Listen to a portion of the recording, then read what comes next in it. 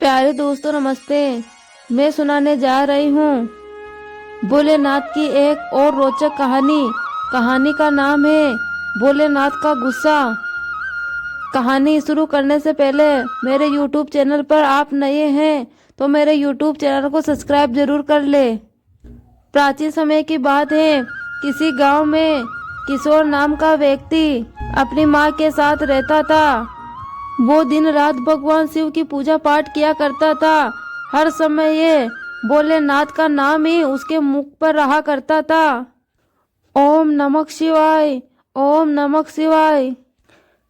किशोर बेटा, आज भी तूने मुझे नहीं उठाया। खुद ही उठकर सारा काम कर लिया। खीर का भोग भी तूने ही लगा दिया। हाँ माँ, मैंने सोचा फटाफट से उठकर खीर का भोग बना लेता हूँ। शिवजी भी खीर के इंतजार में भूखे ही बैठे होंगे।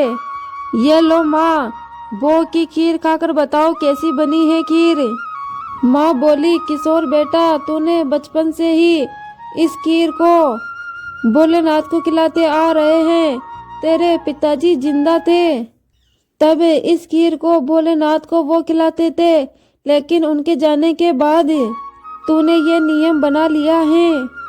तेरे हाथों की खीर बहुत ही स्वादिष्ट बनती है बेटे, और मुझे भी पता है भोलेनाथ जी तुम्हारे हाथों की खीर खाने के इंतजार में बैठे रहते होंगे।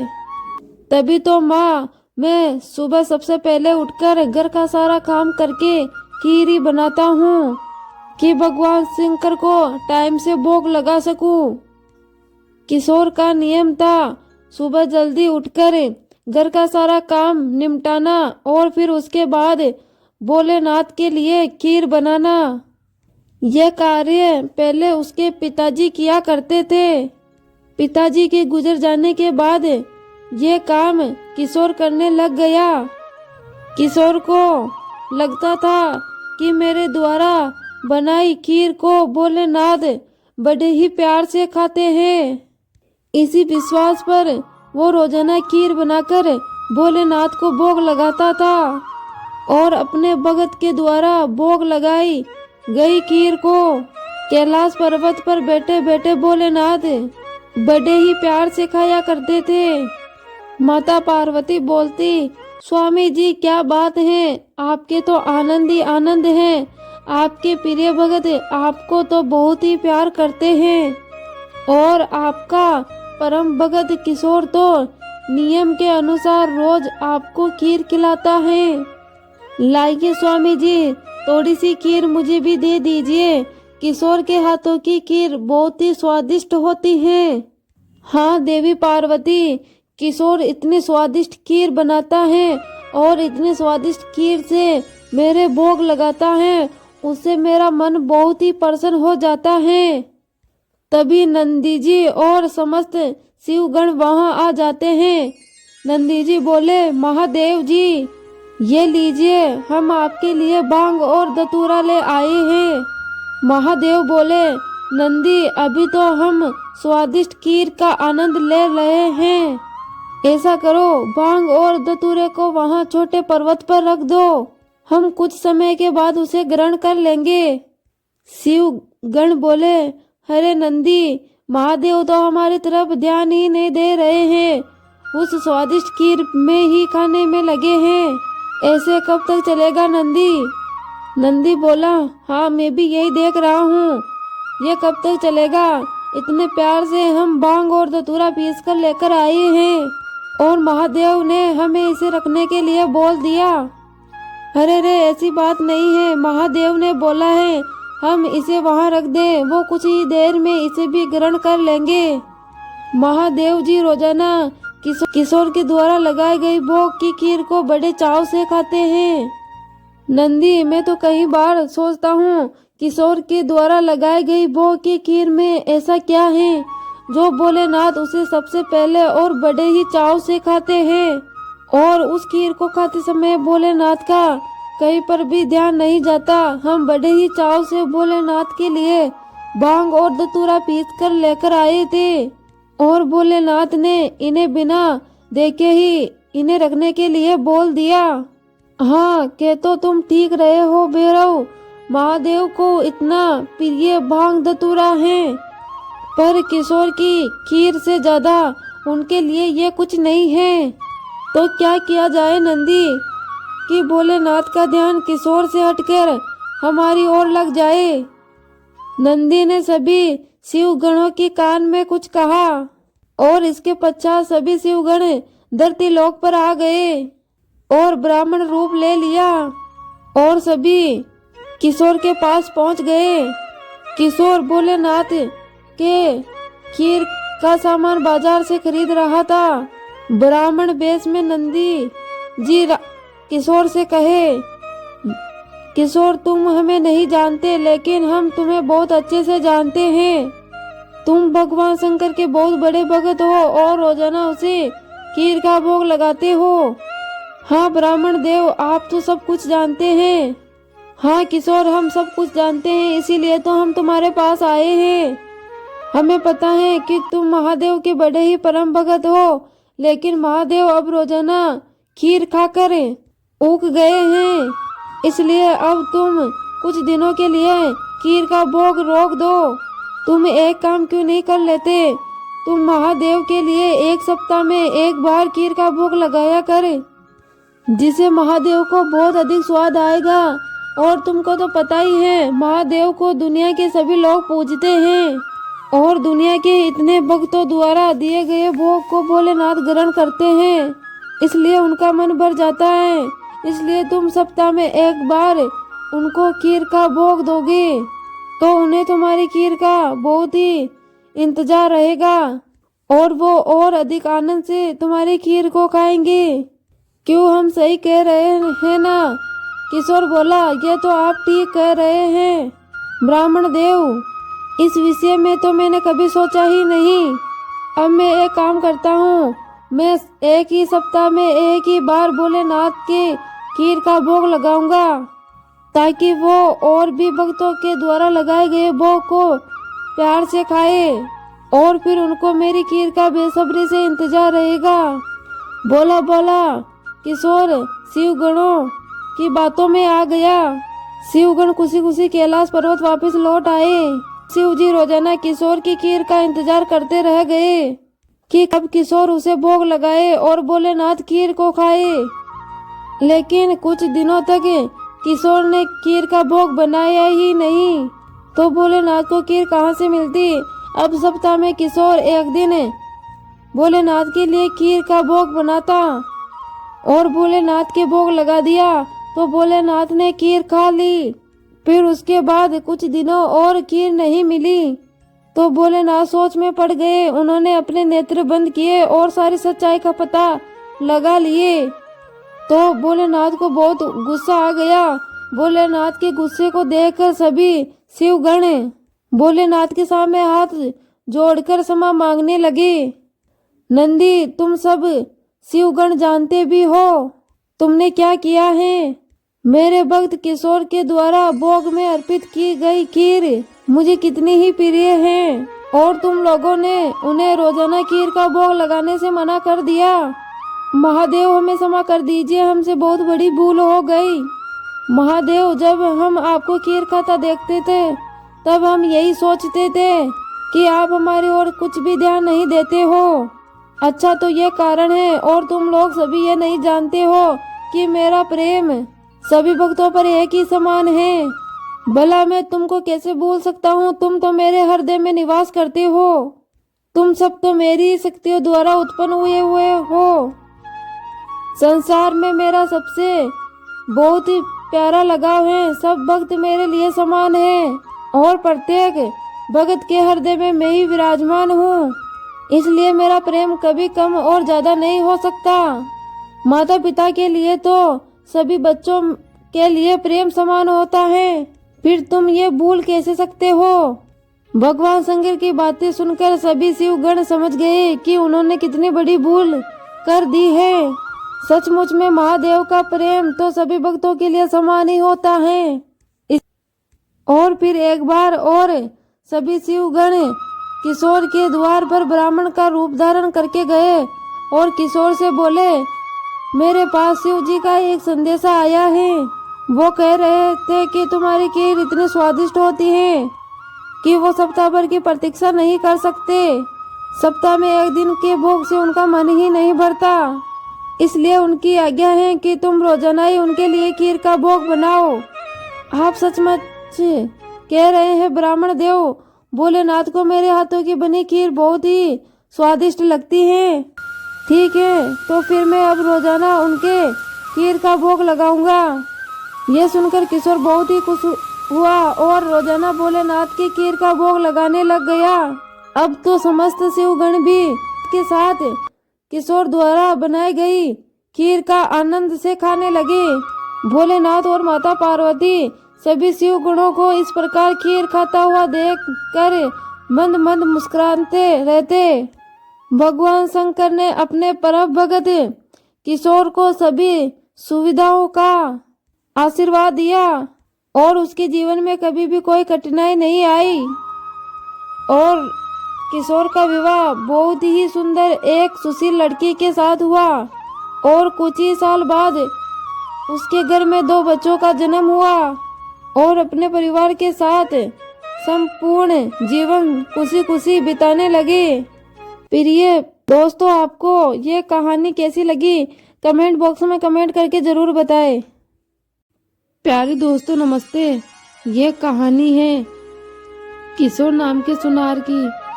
किशोर की आदत थी रोजाना सुबह शिव की पूजा पाठ करके गले पर बैठा करता था। वो रोज भगवान की पूजा पाठ तो करता था लेकिन कभी गरीब मंदों की मदद नहीं किया करता था। ओम नमः शिवाय, ओम नमः शिवाय, ओम नमः शिवाय, ओम नमः शिवाय। सेठ जी, मुझे भूख लगी है, थोड़े पैसे दे दो, मैं कुछ खा लूंगा। सेठ बोलता है, चल हट यहाँ से, रोजाना दिमाग खराब करने सुबह सुबह आ जाता है। बस दुकान खोलने की देर है, इन भीख मंगों की लाइन लग जाती है। वो भिखारी वहां से खाली हाथ ही लौट गया। तभी किशोर का एक दोस्त आ गया। क्या बात है किशोर, तू इतने गुस्से में क्यों है? क्या करूं यार, दुकान खोली नहीं और भिखारी मांगने आ गए। ये बाजार में हर समय भिखारी घूमते रहते हैं, मैं इनसे बहुत ही परेशान हूँ। चल छोड़ गुस्सा, कोई बात नहीं, चल एक कप चाय पिला यार। हाँ हाँ, अभी मंगवाता हूँ। किशोर अपने दोस्त के लिए चाय मंगवा लेता है। अब भगवान शंकर तो बड़े ही भोले भाले हैं, वह अपने भक्त को गलत रास्ते पर नहीं जाने देते। कैलाश पर्वत पर बैठे बैठे वो सारा नजारा देख रहे थे। माता पार्वती बोली, क्या हुआ भोलेनाथ, आप मंद मंद क्यों मुस्कुरा रहे हो? देवी पार्वती, वो देखो मेरा भगत किशोर, वो मन से मेरी पूजा पाठ बहुत करता है, लेकिन वो ये नहीं जानता मेरी असली पूजा तो गरीब और बेसहारा लोगों की सहायता करने में है, क्योंकि धरती के प्रत्येक प्राणी में मेरा वास है। अभी कुछ देर पहले ही उसने एक जरूरत बंदे को अपने द्वार से खाली हाथ लौटा दिया है। भोलेनाथ की बात सुन के माता पार्वती बोली, फिर तो प्रभु आपके भगत को आप सही रास्ते पर लाना ही होगा।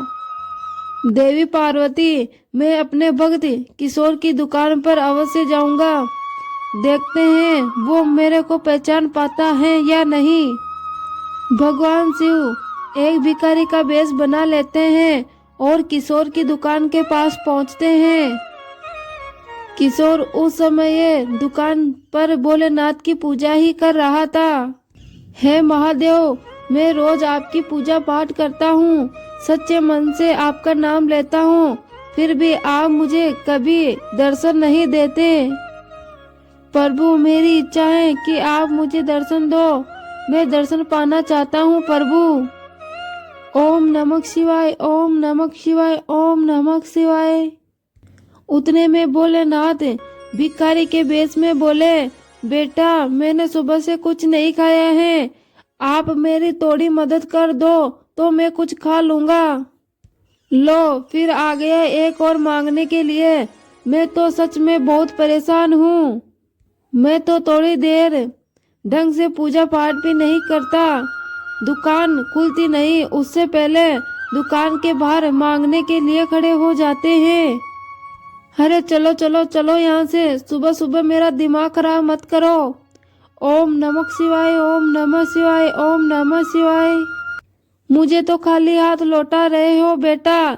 यदि भगवान शिव स्वयं तुम्हारे द्वार पर आ जाए तो तुम उन्हें खाली हाथ लौटा दोगे?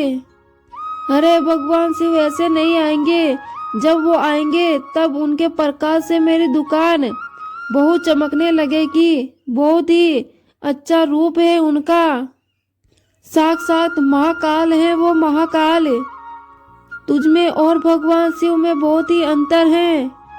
तू तेरा एक भिखारी और वो है पूरी सृष्टि को चलाने वाले। भगवान शिव है वो। यदि मुझे उनके दर्शन हो गए तो मैं खूब सेवा करूंगा उनकी। यदि मैं ये कहूँ कि इसमें भी उनका ही वास है बेटा, और इस जगत के प्रत्येक प्राणी में भोलेनाथ का वास है, क्या फिर भी तुम मुझे कुछ नहीं दोगे? अरे पागल हो गया क्या? भगवान शिव तुम्हारे जैसे भिखारी में वास करेंगे? अरे मैं ये मान ही नहीं सकता। अरे तुझे भीख मांगनी है ना, इसलिए तू ये सब कुछ कह रहा है। भगवान शिव ऐसे दर्शन नहीं देते। क्या वो भिखारी बनके मेरे द्वार पर आएंगे? नहीं नहीं, वो तो बहुत ही सुंदर रूप में मुझे दर्शन देंगे। तू जानता भी है भगवान शिव कैसे दिखाई देते हैं? भिखारी के रूप में भोलेनाथ बोले कैसे दिखाई देते हैं बेटा? कहीं ऐसे तो नहीं फिर भगवान शिव अपने वास्तविक रूप में आ जाते हैं? उनमें इतना तेज था कि किशोर की आंखें उसे सही से देख भी नहीं पा रही थी। किशोर बोला है महादेव, आप मेरे द्वार पर आए, मैं और आपको पहचान भी नहीं पाया। मुझे क्षमा कर दो प्रभु, मुझे क्षमा कर दो।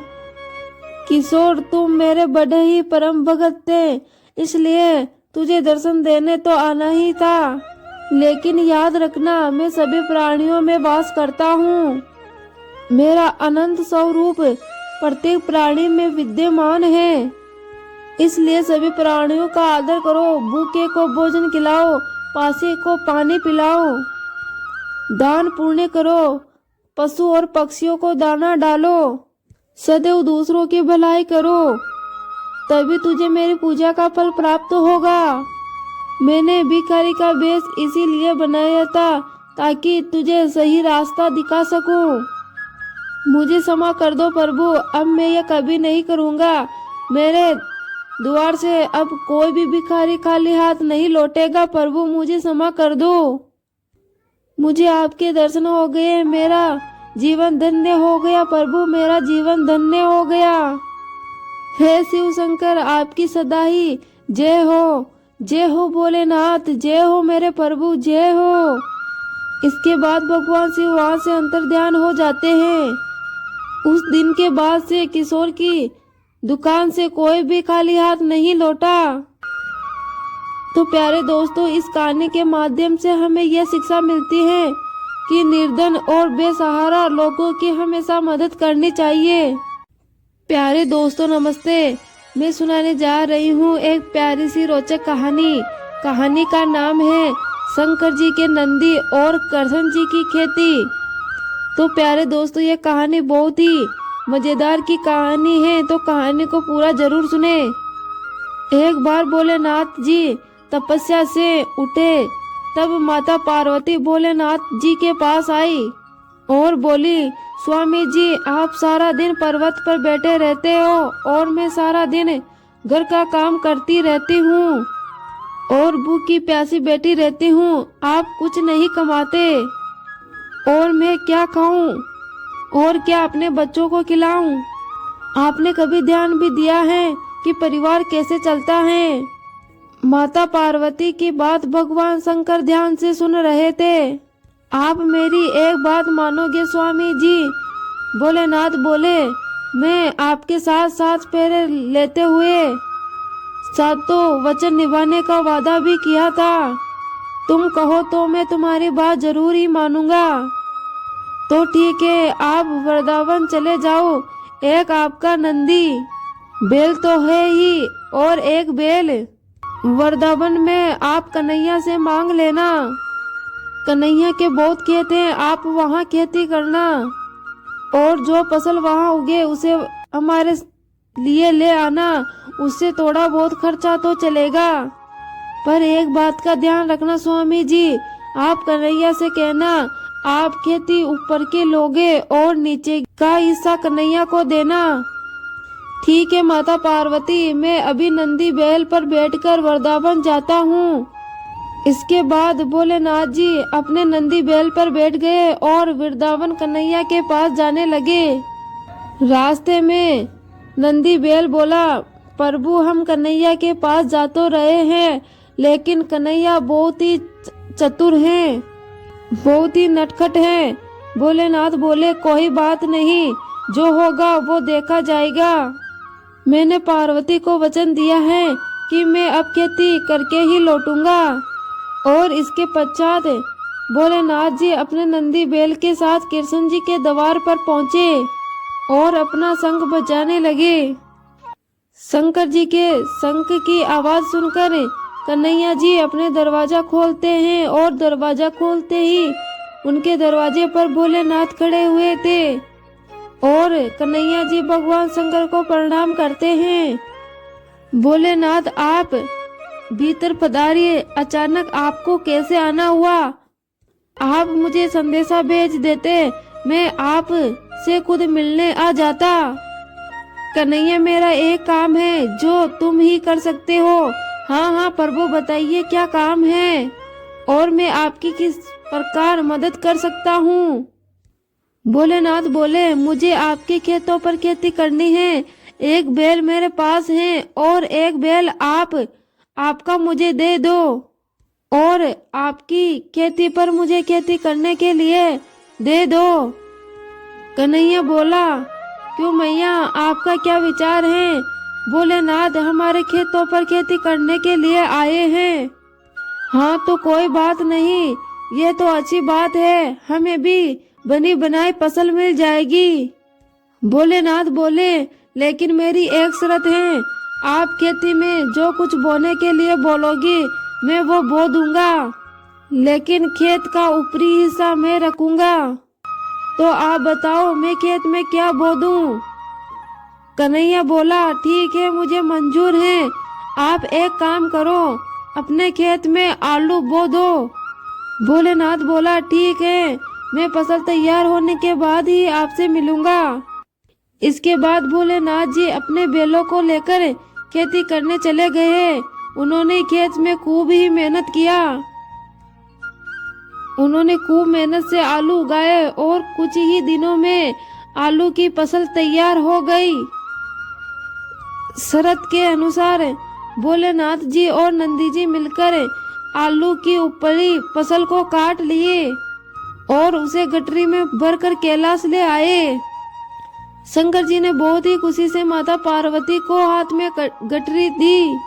माता पार्वती मैया ने जब गठरी खोलकर देखा तो वो हैरान हो गई। उस गठरी में तो पत्ते ही पत्ते थे। प्रभु आप ये क्या उठा लाए हो? आपने जो खेती की थी वो कहाँ है? भोलेनाथ बोले, माता पार्वती मैंने तो वैसा ही कहा जो आपने बोला था। मैंने ऊपर की खेती का हिस्सा लिया और निचली खेती का हिस्सा कन्हैया को दे दिया।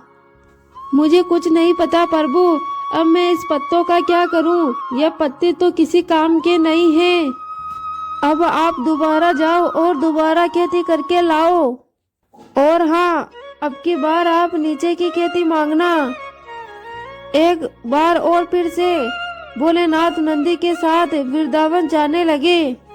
रास्ते में नंदी ने फिर भोलेनाथ को समझाया, कान्हा बहुत ही चतुर हैं, तो आप सावधान रहना प्रभु। भोलेनाथ ने फिर से वही कहा, जो होगा देखा जाएगा। भोलेनाथ कन्हैया के पास जाकर बोले, कन्हैया एक बार फिर से मुझे आपके बैल और आपकी खेती चाहिए, पर इस बार शर्त यह है कि मैं खेती नीचे की लूंगा और ऊपर का हिस्सा आप रखना। ठीक है, फिर आप बाजरा बो दो। के कहने पर भोलेनाथ ने बाजरा बो दिया। बाजरा बोने में भोलेनाथ ने बहुत ही मेहनत की और कुछ ही दिनों में बहुत अच्छी बाजरे की फसल तैयार हो गई। शंकर जी बाजरे की डंडियां तोड़कर कैलाश ले गए और ऊपर का सारा बाजरा कन्हैया जी और यशोदा मैया अपने घर ले गए। कैलाश पहुंचकर जब भोलेनाथ ने माता पार्वती को बाजरे की डंडियां हाथ में सौंपी तो माता पार्वती उन्हें देखकर बहुत ही गुस्से में हो गई। अरे स्वामी जी, आप ये क्या ले आए? ये तो एक घास फूस है, इनका मैं क्या करूंगी? इनके बाजरे के दाने कहाँ पर हैं? माता पार्वती, तुमने तो मुझे कहा था कि मैं नीचे की खेती ले आऊं और ऊपर की खेती मैंने कन्हैया को दे दी। मुझे तो कुछ नहीं पता मैं क्या बनाऊं और क्या खिलाऊं बच्चों को। एक बार फिर से जाओ और कन्हैया से कहना कि ऊपर और नीचे की दोनों खेती मुझे ही चाहिए। माता पार्वती की बात सुनकर भोलेनाथ कहते हैं, ठीक है पार्वती, जैसा आप कहती हो मैं वैसा ही कर रहा हूँ। भोलेनाथ फिर से नंदी पर बैठकर चले जाते हैं। भोलेनाथ कन्हैया के द्वार पर पहुंचे और उनसे फिर से खेती करने के लिए कहा। कन्हैया, इस बार ऊपर और नीचे की खेती दोनों में ही लूंगा। बताओ मुझे क्या बोना है? ठीक है, मुझे कोई आपत्ति नहीं है, आप इस बार मक्का बो दो। इस बार आप ऊपर और नीचे की खेती ले लेना बच्चे, जो मैं ले लूंगा। शंकर जी फिर से खेती करने लगे। कुछ ही दिनों में मक्का की फसल पक्के तैयार हो गई। कृष्ण जी यशोदा मैया के साथ मिलकर बीज का हिस्सा तोड़ लिए, यानी कि मक्का तोड़कर अपने घर ले आए। ऊपर और नीचे की फसल भगवान शंकर भोलेनाथ कैलाश पर्वत ले गए। इस बार भोलेनाथ और नंदी जी बहुत ही प्रसन्न थे कि इस बार ऊपर और नीचे की दोनों फसल मैं ही ले आया हूँ और इन्हें देखकर माता पार्वती बहुत ही खुश होंगी।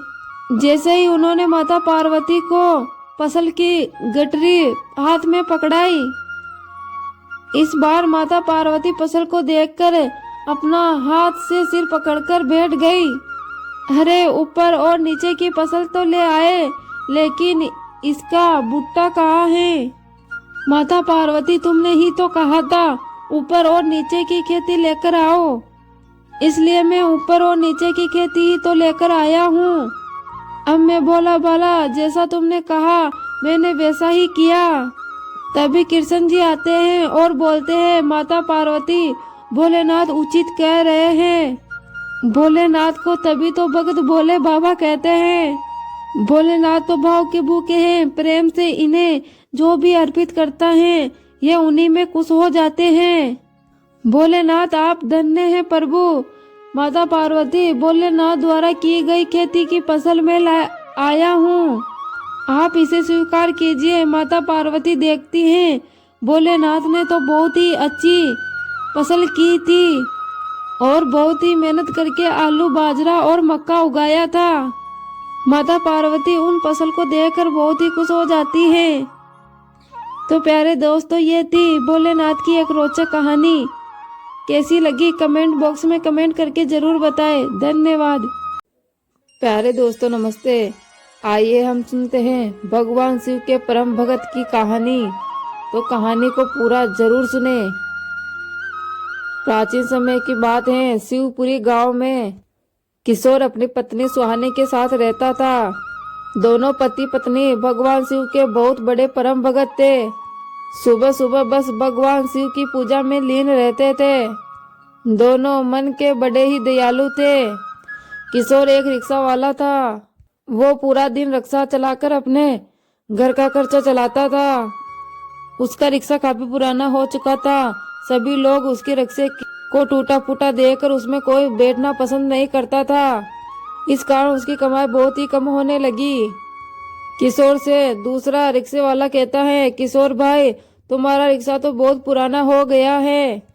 एक काम करो, तुम इसे ठीक तो ना कराओ और एक नया ही रिक्शा खरीद लो। किशोर दूसरे रिक्शे वाले से कहता है, राजू भाई तुझे तो पता ही है मेरे घर की हालत कितनी खराब है। बड़ी मुश्किल से तो 2 वक्त की रोटी नसीब होती है और नया रिक्शा खरीदने के लिए पैसा कहाँ से लाऊं। आज तो बस एक ही सवारी मिली है और उस सवारी ने भी आधे ही पैसे दिए हैं। अब इसी में से शिव जी के भोग के लिए प्रसाद भी लेना है और इस रात का खाने का प्रबंध भी करना है। ऐसा कैसे चलेगा। तभी दूसरे रिक्शे वाले ने कहा, चिंता मत करो किशोर, एक दिन भगवान शिव की कृपा तुझे जरूर ही मिलेगी। हाँ सोनू, भगवान जो करते हैं सब अच्छे के लिए ही करते हैं और आज मैं जो भी हूँ भगवान शिव की बदौलत से ही हूँ। यदि मुझे 2 वक्त की रोटी मिल रही है तो वो भी उन्हीं की कृपा से मिल रही है। यह सब कहकर किशोर बोलता है, अच्छा मैं चलता हूँ, सुहानी मेरी राह देख रही होगी और शाम की आरती का भी वक्त हो रहा है। किशोर प्रसाद लेने के लिए बाजार की तरफ आगे बढ़ता है। वो मन ही मन में ओम नमः शिवाय का जाप करता चला जा रहा है। ओम नमः शिवाय, ओम नमः शिवाय। तभी अचानक से नुकीले पत्थर से टकराकर उसका रिक्शा पंचर हो जाता है। आज उन्होंने सिर्फ 20 रुपए ही कमाए थे। उन्होंने शिव जी के भोग लगाने के लिए 10 रुपए का प्रसाद ले लिया और बचे हुए 10 रुपए में से 5 रुपए पंचर वाले को दे दिए और अब बचे 5 रुपए से उसने 2 पाव खरीद लिया और घर जाकर अपनी पत्नी से बोला, सुहानी आज राजू भाई ने मुझे जबरदस्ती से अपना खाना खिला दिया। मेरा तो पेट एकदम भरा हुआ है। कमाई कम होने के कारण बस 2 ही पाव ला पाया हूँ। एक काम करो, तुम इनको खा लो। पत्नी सुहानी बोलती है, ठीक है जी। किशोर खाना कम होने के कारण सुहानी से झूठ बोल दिया ताकि सुहानी को भूखा नहीं रहना पड़े और वो खाली पेट ही सो गया। कभी कभी तो ऐसे दिन आते थे कि दोनों को सिर्फ पानी पीकर ही सोना पड़ता था। दोनों भूखे रह जाते थे लेकिन भगवान शिव के लिए कुछ ना कुछ करके प्रसाद का भोग लाया करते थे। एक दिन माता पार्वती ने शिव जी से कहा, स्वामी जी, किशोर उसकी पत्नी सुहानी आपकी अन्योनी भगत है। उनकी अवस्था कितनी भी खराब हो लेकिन वो आपको भोग लगाए बिना नहीं रहते हैं। प्रभु आप उन पर अपनी कृपा क्यों नहीं बरसाते। मैं उनको तकलीफ में नहीं देख सकती। आपके हाथ में तो सब कुछ है, आप उनके लिए कुछ क्यों नहीं करते। माता पार्वती की बात सुनकर भोलेनाथ बोलते हैं, माता पिछले जन्म में किशोर बहुत ही क्रूर व्यक्ति था। हमेशा लोगों को परेशान किया करता था। उसे किसी पर भी दया नहीं आती थी। गरीब और बेसहारा लोगों का मजाक बनाने में उसे बहुत ही मजा आता था। उसने अपनी माँ को अपने घर से बाहर निकाल दिया था। इस कारण से अब इस जन्म में उसे संतान की प्राप्ति भी नहीं हुई है। पिछले जन्म में तो उसके दिन बड़े ही सुखपूर्वक बीते हैं लेकिन उस जन्म का फल उसे इस जन्म में भोगना पड़ रहा है। ऐसा हर प्राणी के साथ होता है। यह बात सुनकर माता पार्वती बोलती है, पर प्रभु अब उसे और कितना कष्ट सहना बाकी है। शिव जी बोलते हैं, बस कुछ दिन और, जल्दी उसके सुख के भी दिन आएंगे। बस उसे एक परीक्षा से गुजरना है। यदि वो उस परीक्षा में सफल हो गया तो उसी दिन से उसके दुख के दिन दूर हो जाएंगे। इधर किशोर की स्थिति बिगड़ती ही जा रही थी। उसके दुख दूर होने का नाम ही नहीं ले रहे थे। इसके बावजूद भी शिव जी के प्रति उसकी कोई कमी नहीं रही। दोनों पति पत्नी रोज सुबह भगवान शिव की आरती करते और उनके भोग लगाया करते। एक दिन सुहानी मूर्ति के पास जाकर कहती है, हे भगवान, हमारे से इतनी क्या भूल हो गई जो हमें इतने कष्ट भोगने पड़ रहे हैं। अब तो हमारे दुख हर लो भगवान। किशोर बोलता है, भगवान मुझे धन संपत्ति की कोई लालसा नहीं है, पर कम से कम मुझे 2 वक्त की रोटी जितना तो दे दो भगवान।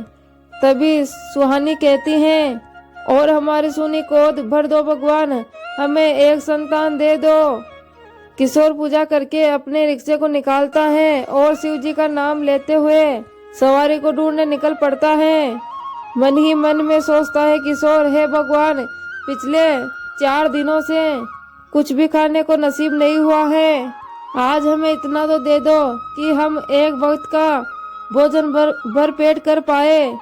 किशोर ये सोचता हुआ अपना रिक्शा आगे बढ़ता है और इधर भगवान शिव बूढ़े आदमी का वेश धारण कर लेते हैं और किशोर के पास आते हैं। शिव जी के रूम में वृद्ध व्यक्ति बोलता है, सुनो बेटा, मुझे तुम्हारी मदद की आवश्यकता है।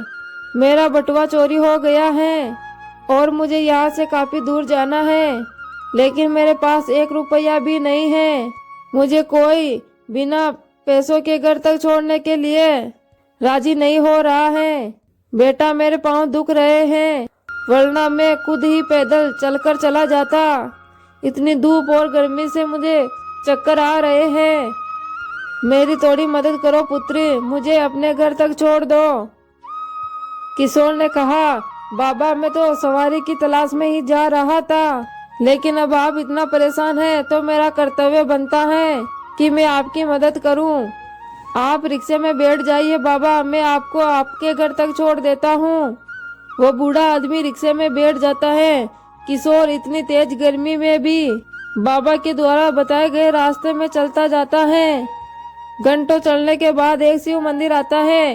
वो बूढ़ा बाबा कहता है, बस बेटा, यही रोक दो, यही मेरा घर है। तुम्हारा बहुत बहुत धन्यवाद, तुम दिल के बहुत ही अच्छे हो बेटा। ईश्वर तुम्हारी हर इच्छा पूरी करे। किशोर ने कहा, बाबा, मेरा ये तो फर्ज था। ठीक है, अब मैं चलता हूँ। और भगवान अपने असली रूप में आ जाते हैं, जिसे किशोर देखकर उनके चरणों में गिर जाता है। प्रभु, आप मेरे सामने इस भगत की पुकार सुन ली प्रभु आपने। आपके दर्शन पाकर मैं तो धन्य हो गया प्रभु। शिव जी बोलते हैं, किशोर, मैं तुम्हारी भक्ति से बहुत ही प्रसन्न हूँ। तुम इस परीक्षा में पूरी तरह से सफल हुए हो। मैं तुम्हें आशीर्वाद देता हूँ कि आज से तुम्हारे जीवन में दुख के दिन खत्म हो जाएंगे और जल्दी ही तुम्हें सुंदर संतान की प्राप्ति होगी। और किशोर को आशीर्वाद देकर शिव जी वहां से अंतर्ध्यान हो जाते हैं। किशोर खुशी खुशी से अपने घर चला जाता है। वो देखता है अपनी झोपड़ी की जगह पर एक खूबसूरत बड़ा मकान बन गया है, जिसमें सारी सुख सुविधाएं उपलब्ध है। और वो अपनी पत्नी सुहानी को सब कुछ बताता है, जिससे जानकर वो दोनों बहुत ही खुश हो जाते हैं। और कुछ ही दिनों के बाद उसके 2 पुत्र होते हैं। अब किशोर रिक्शा नहीं चलाया करता था और वो तो रिक्शा बेचने का व्यापार शुरू कर दिया था। वो तो अपने परिवार के साथ सुखपूर्वक जीवन व्यतीत करने लगा और पहले की तरह ही दोनों पति और पत्नी दिन रात शिव जी की पूजा पाठ करते रहते हैं। प्यारे दोस्तों, ये थी शिव जी की प्यारी सी कहानी। कैसी लगी कमेंट बॉक्स में कमेंट करके जरूर बताएं।